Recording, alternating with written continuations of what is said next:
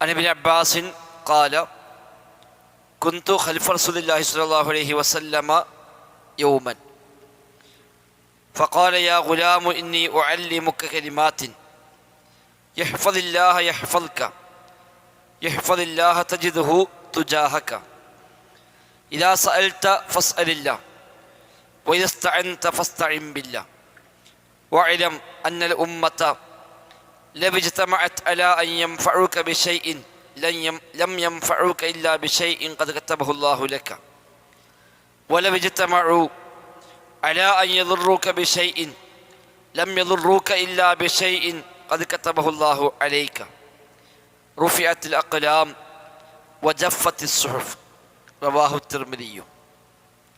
ഇമാം തിർമിദി റഹിമഹുല്ല ഉദ്ധരിച്ച സ്വീകാര്യയോഗ്യമായ പരമ്പരയിൽ വന്ന ഒരു ഹദീസ്.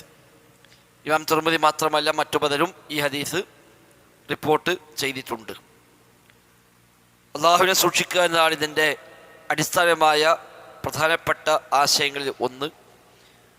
മറ്റൊന്ന് അള്ളാഹുവിൻ്റെ ഖദാ ഖദറുമായി ബന്ധപ്പെട്ട് റബ്ബിൻ്റെ തീരുമാനങ്ങൾ, അവൻ്റെ വിധികൾ, അതാണ് ഈ ലോകത്ത് നടപ്പാകുന്നത് എന്ന ബോധ്യം മനസ്സിൽ ഉണ്ടാക്കിയെടുക്കാൻ ഉള്ള പ്രചോദനവും.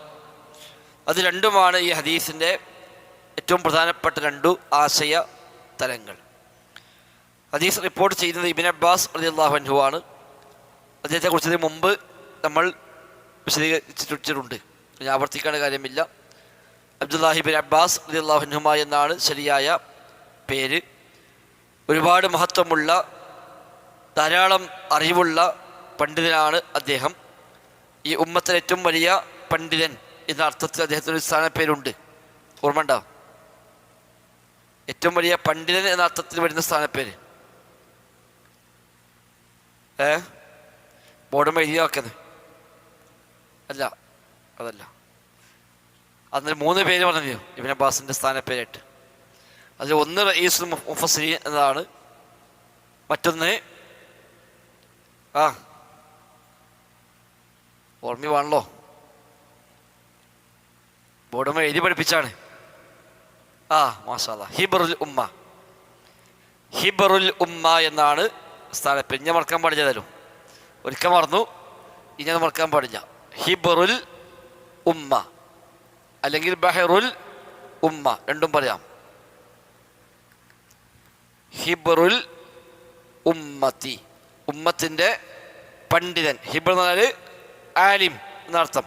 ഹിബ്റുൽ ഉമ്മ, ഈ ഉമ്മത്തിലെ പണ്ഡിതൻ, അല്ലെങ്കിൽ ബഹറുൽ ഉമ്മ എന്നും പറയാം. ബഹർ സമുദ്രമാണ്. അപ്പം ഈ ഉമ്മത്തിലെ സമുദ്രം, ഈ ഉമ്മത്തിലെ അറിവിൻ്റെ സമുദ്രം, അതാണ് ബഹർ. ഇൽമിൻ്റെ ബഹർ, വിജ്ഞാനത്തിൻ്റെ സാഗരം എന്ന അർത്ഥത്തിൽ ബഹറുൽ ഉമ്മ എന്നും സ്ഥാനപ്പേരുണ്ട്. റഈസുൽ മുഫസ്സിരീൻ, ഖുർആൻ വ്യാഖ്യാതാക്കളുടെ നേതാവ്, തഫ്സീറുകളുടെ അവലംബം. സ്വഹാബത്തിൽ ഏറ്റവും മുഖ്യമായത് ഇബ്നു അബ്ബാസ് റളിയല്ലാഹു അൻഹുമയാണ് അവലംബം. നബിയിൽ നിന്ന് ഖുർആൻ്റെ വ്യാഖ്യാനങ്ങളെല്ലാം ചോദിച്ചു പഠിച്ചതാണ്. നബി അദ്ദേഹത്തിന് വേണ്ടി പ്രത്യേകമായി ദുആ ചെയ്തതാണ്, അല്ലാഹുവേ ഈ കുട്ടിക്ക് നീ അഗാധമായ ജ്ഞാനം നൽകണേ, അതേപോലെ ഖുർആൻ്റെ വ്യാഖ്യാനം നീ പഠിപ്പിച്ചു കൊടുക്കണേ എന്ന് നബിയുടെ ദുആ അദ്ദേഹത്തിന് ലഭിച്ചിട്ടുണ്ട്. അതിൻ്റെ ഫലമായി അദ്ദേഹം ഖുർആനിൽ വലിയ അവഗാഹം നേടിയ ആളായി പിന്നീട് മാറി. പിന്നീട് വന്ന താബഈങ്ങളും അല്ലാത്തവരുമൊക്കെയായ ഖുർആൻ വ്യാഖ്യാതാക്കളൊക്കെ പ്രധാനമായും ചെന്നെത്തുന്നത് ഇബ്നു അബ്ബാസിലേക്കാണ്.